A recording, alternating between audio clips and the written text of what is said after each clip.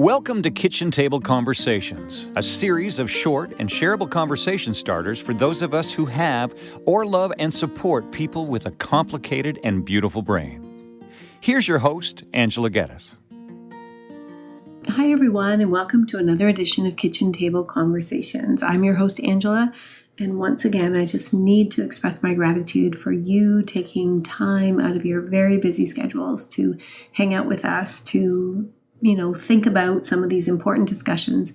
And then obviously my hope is that you consider bringing them back to your kitchen table so that we can expand this audience and to expand these conversations and build capacity, build understanding, and sort of debunk some of the myths that we've had, or maybe just challenge some of our pre-existing biases, etc. And just to talk about some lighthearted topic areas like summertime, for example. So that's going to be the topic of today.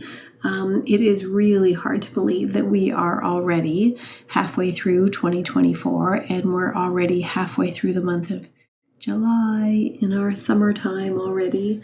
And summer often brings, sunshine and warmth and the excitement of planning some vacations and the implicit understanding that there's going to be a more relaxed attitude and maybe, hopefully, some opportunities for some vacations and some downtime. And while vacations are a time where we're supposed to be able to unwind and enjoy, they can also be the source of stress and high expectations, and especially for families who have spirited or neurodivergent children, youth, or adults. Summertime is supposed to be relaxed, and most people do experience more pleasure, more enjoyment, more sleep-ins and that kind of thing. But other people really thrive on routine and regimented scheduling and really clear expectations and understanding. And so for some, summertime can be awesome. For others, summertime can be really isolating and challenging and very, very complicated. So again, I just thought that maybe we would spend some time talking about some tips and some strategies and some opportunities to explore based on some of the information that I've learned over the years. I've been in this field, this helping profession for many, many years, over 25. And as a social worker who kind of specializes in parenting, education, and support, and children and youth and adults with very complicated and beautiful brains and spirited personalities, I thought maybe it would be a good idea to share some of these tips that I've learned over the years. So first and foremost, which seems kind of obvious, but it is really important to plan ahead. And I used to get teased a little bit. I can remember my father-in-law in particular, when we would plan, we were very, very blessed to be able to spend some time in Florida. My father-in-law had some space there that he was able to share with us. And so accommodations and groceries and that kind of thing, like we sort of paid as we went. And it was really inexpensive. We didn't have to pay for hotels. We didn't have to pay for luxurious vacations. We went and kind of hung out with the locals. And, I'm so grateful for those really, really amazing experiences. And because our overhead was fairly low, we were able to go to places like Disneyland or Busch Gardens on occasion. And when we went, I was pretty planful. I think that it is really important to kind of take a look at the park and plan ahead in terms of, what kind of things interest you and your family. When can you have your busy moments? When can you balance that out with some more quiet times? When do you fit planned breaks and snacks in there and rest periods if people need naps and that kind of thing? Do we have, our strollers? Do we have all of our water and all of our snacks available?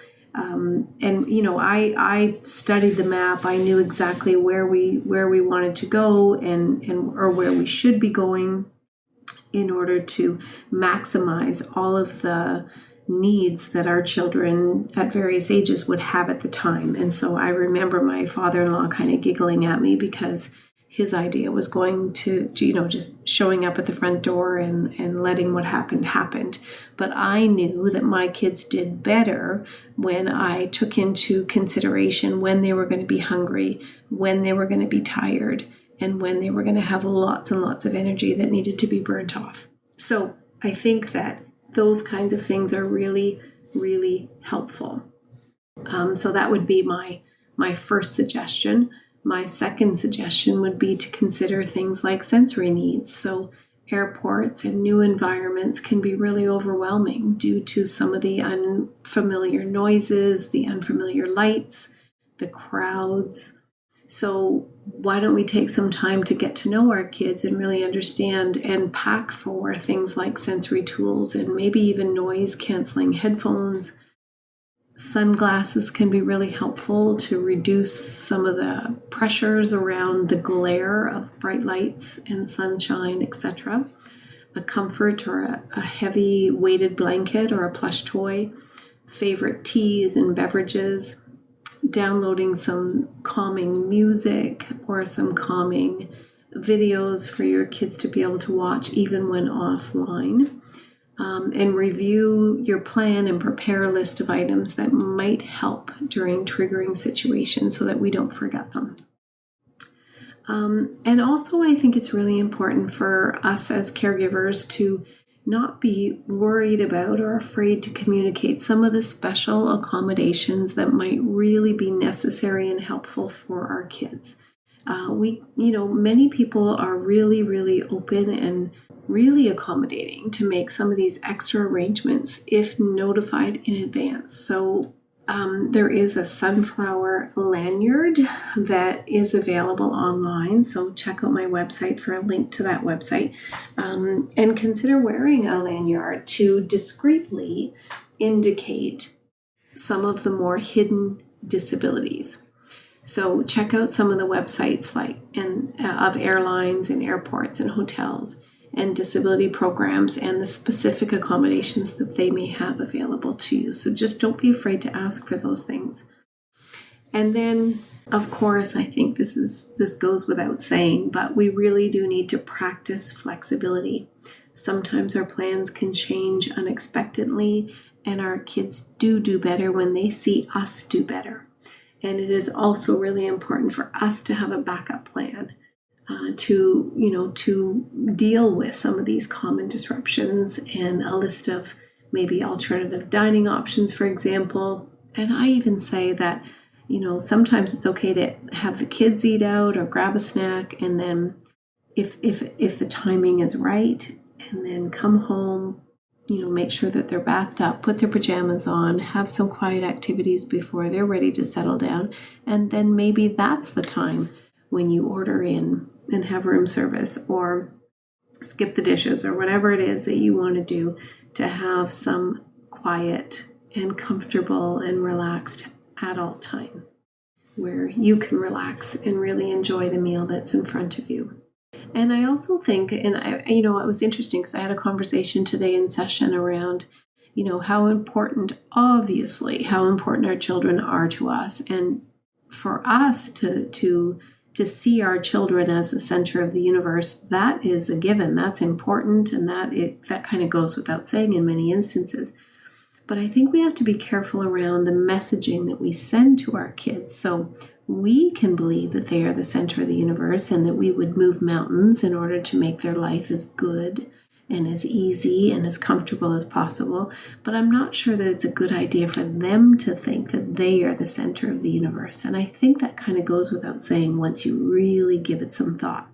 So I think kids can learn some really valuable lessons around seeing us as adults prioritize couple time and opportunities for us to stay connected and have adult conversations, adult meals, while the kids are doing something a little bit different. I just challenge you all to think about that and think about the benefit and the importance for kids to realize that, mom and dad are pretty important too. I also think that it's really important to pace ourselves, and it's obviously very exciting to go on vacation, and it's really important to see as much as you possibly can. But life is full of cost-benefit analysis, and if we are not enjoying those experiences, if they are too overstimulating, if people are wound really, really tight and nervous systems are on fire, I would challenge you all to reconsider fitting everything in. And again, going back to that, planning the day, what is going to make for the most successful social and relational interactions? What's going to make for the most success? And that's where I would steer you in that regard. Obviously, I think that we need to focus on safety, and I often talk about emotional safety and physical safety. So if we are overstimulating our kids, if we're over planning for our kids, if there's too many things on the agenda and things end up going south and a child is inadvertently responsible for a day trip to end early because of their emotional response, and parents end up frustrated and siblings are distraught, then I really think that that's not an emotionally safe environment. And that poor little one who became really dysregulated and seemingly caused maybe the end of that day trip, how are they left feeling? So our first instinct is to say, well, suck it up and do something different the next time, and there's no reason for you to behave that way. But upon reflection, we have to understand that behavior is communication. And what is it that child is trying to communicate to us? And I don't know of very many kids that just wake up in the morning and say, how am I going to tick off my parents and my siblings today? We're going to Wonderland or we're going to Busch Gardens. How can I just make it as miserable as possible for everybody, including the staff and bystanders? So I really think that it's important to kind of reframe that and say, these guys are not doing it on purpose. What can we do in order to mitigate the risk of emotional dysregulation and therefore a lack of safety in terms of emotional needs?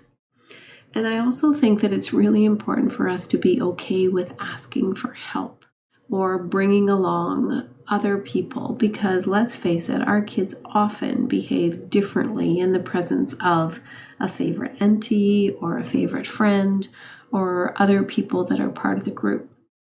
So sometimes those things are really, really important. And also having a bit of a safety plan. Sometimes those people are not readily available to us, but maybe we can call them and they can offer some emotional support during trying times. So I think that all of these things can be really, really helpful. Pack along in the car things that your kids like to do.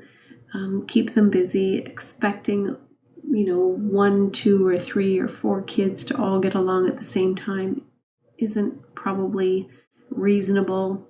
Kids need to burn off energy. I mentioned earlier that we drove 24 hours.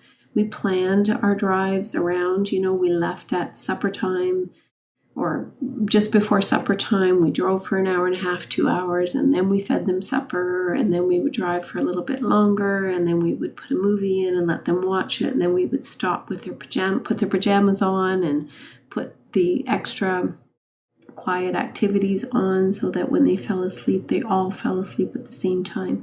So those kinds of structures and routines can be really, really helpful, and do whatever we can possibly do to mitigate the risk of things going south, because nobody likes it. Not the person who seems to be causing it, and certainly not the people around you. So I am wishing you all a summer that is as relaxing and enjoyable as it possibly can be. And remembering that time flies, whether we're really having a lot of fun or not. So I encourage you all to look for those glimmers, look for those moments of sunshine, look for those moments of peace and smiles and contentment.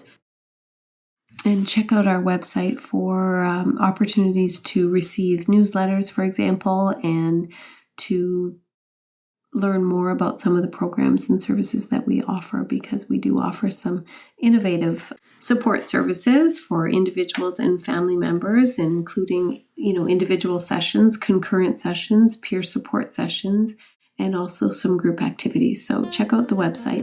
And if this podcast resonates with you, or if you think that it's helpful in any way, I encourage you to share it and certainly bring these conversations back home to your kitchen tables.